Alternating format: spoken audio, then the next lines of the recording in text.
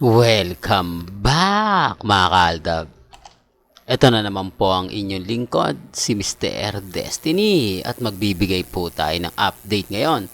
May photoshoot ngayon si Alden Richards na kung saan nga po mayroon ding kaganapan si Maine Paul Carson. Ito nga yung pinaka-latest kay Alden na kung saan mamaya-maya lang po ay malalaman natin yung kabuuan. Po ba? Sabi ko nga po sa inyo dito naman po sa channel ni Mr. Destiny. 101% updated po kayo. Lalo na nga po ngayon, pagdating sa pagbibigay kila Mengay at kay Alden. Napakaganda na naman po at syempre blooming na naman po si Mengay. At syempre yung kanyang OOTD. Sa mga taong lagi pong nagtatanong, sa mga taong lagi pong kumbaga naghahanap ng mga kaganapan, na hirap po sila makakita, lalong-lalo na nga po pagdating sa Armin. Patunay lang po yan na Aldab pa rin po ang mas maraming update. Si Alden pa rin po ang pinakamaraming ganap. Di po ba? Kundi mga post nila mamatin, si Alden mismo.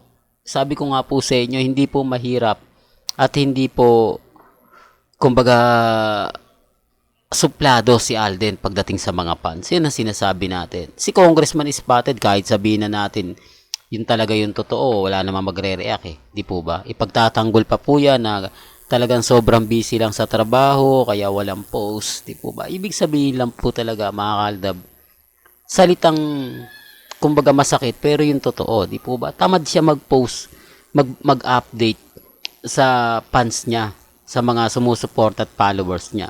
Ganun din naman po kay Mengay.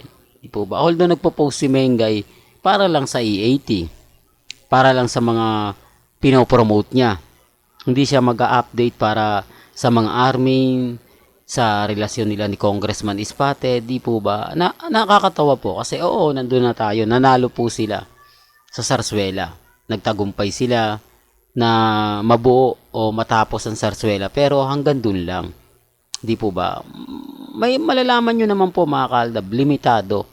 Although may mga nakikitang kaganapan sa pamilya Spotted at kay Mengay, hindi naman po si Mengay mismo yung nag-post eh.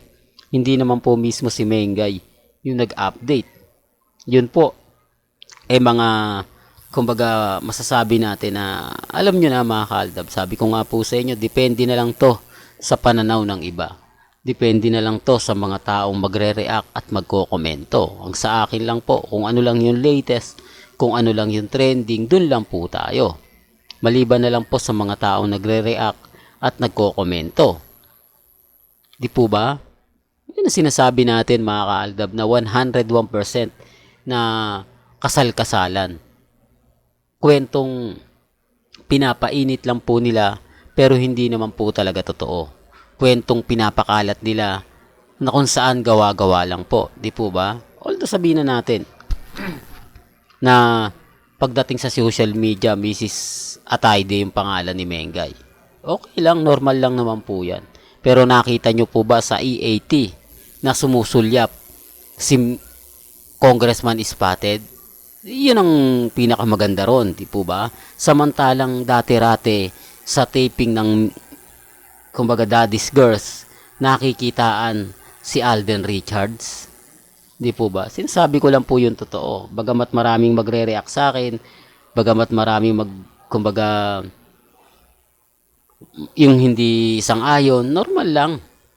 Sa akin lang po, mga kaaldab, sinasabi ko lang po yung totoo. Depende na lang po sa mga maniniwala. Di po ba? Bakit nga po madalas makita yung sasakyan ni Alden?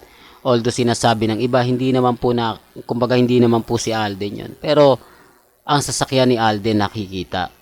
Nakita po ba yung sasakyan ni Congressman Spotted na kulay itim na kasama si Mengay? Hindi po ba wala? Although sinasabi ng iba na mga fans ni Congressman Spotted na meron nga rin daw tong itim na sasakyan na kasintulad nga po ng kay Alden Richards. Pero sabi ko nga po, kung si Congressman Spotted nga po yun, bakit hindi po siya bababa? Bakit hindi po siya magbubukas ng upuan o ng pinto para makapasok si Mengay? Hindi po ba? o lalabas man lang para kawayan yung mga taong nagmamahal at naghahatid kay Maine Polkerson. Di po ba? Doon pa lang may mali na eh. Sa tingin nyo mga kaaldab.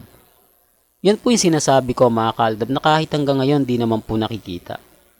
Hindi naman po natin masasabi na kumbaga sobrang busy lang. Di po ba? Sabi ko nga po sa inyo lalo na po pag bagong kasal. Di po ba? Mainit yan.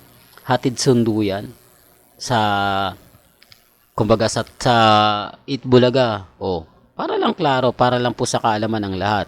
Kasi kung totoong sinusundot o hinahatid man lang o sinusundo si Mengay, papakita po yan eh. Di po ba? May magpo-post, may mga magbibideo para banding-banding moment muna nila habang tapos yung E80.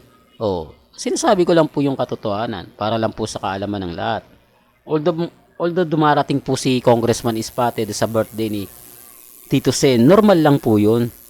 Kasi imbitado siya eh.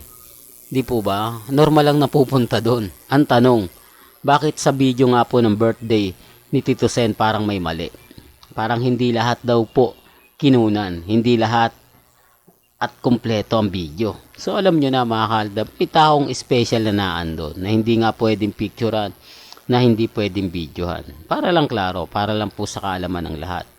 Sabi ko nga po sa inyo dito sa channel ni Mr. Destiny, marami po kayong malalaman.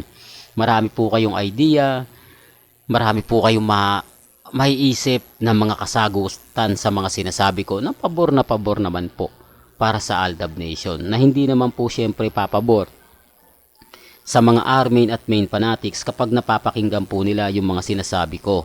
Sasabihin lang po nila mga kaaldab, nako si Mr. Destiny pala nagbabalita. Delulu yan eh. Kulto yan. Kumbaga hanggang ano lang yan, ganito ganyan. Pero wala naman pong pruweba at ebidensya at resibo. Pero ang tanong, sila nga po ba may ebidensya at resibo? Meron po bang mga post si Mengay na kung saan umaayon sa mga post ng private? Ganon din po si Congressman Spotted. May mga post din po ba siya sa kanyang Instagram, sa kanyang Twitter, sa kanyang Facebook? Ganon din si Mengay. Di po ba wala? O, tapos sasabihin nila tayo po yung gumagawa ng mga fake news. Gayong sila naman po ang nahuhuli. Sabi nga ng matatanda sa kasabihan sa isda mo mahuhuli. O sa bunga nga po mahuhuli. Di po ba? Well, hanggang dito na lang po yung updates natin ha. Kaya kung gusto nyo pa po ng pinaka-latest at mga sariwang update, abay tumutok lang po kayo dito po sa channel ni Mr. Destiny para updated po kayo sa mga bagong video po na ilalabas po natin maya-maya lang. Hanggang sa muli, salamat po sa panonood at pakikinig.